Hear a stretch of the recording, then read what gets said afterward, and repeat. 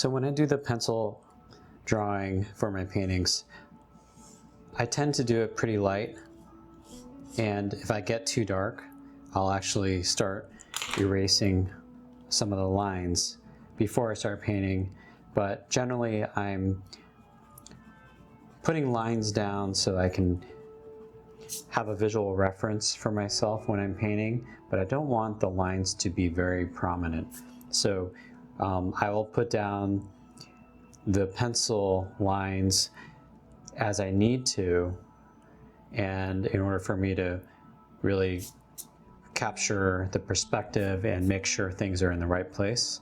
But generally, after I get the underlying pencil drawing to a place where I want it to be, I'll go back in with my eraser and try to make sure there aren't any passages here that really stick out as being too dark and will be too prominent in the actual watercolor painting. I do that because I've found that when I have lines that are very dark and the drawing is very precise, that I lose a little bit of flexibility when I'm going in with the paint.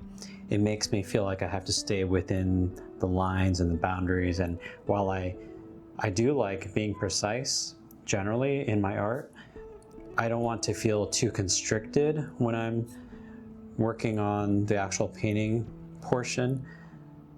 It helps me to stay a little bit looser and helps me to use the paint to actually create the lines and the edges that I want. So I would rather use the paint to do that than to be beholden to any particular line that I've put down.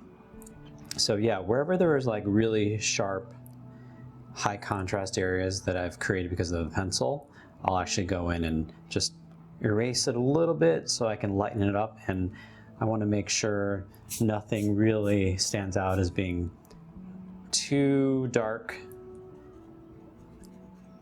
Nothing that I can't like cover up with paint. And you know, for some things like the foliage, the bushes, I'll actually keep them very, very light because I just want to know the general shape of them before I actually paint.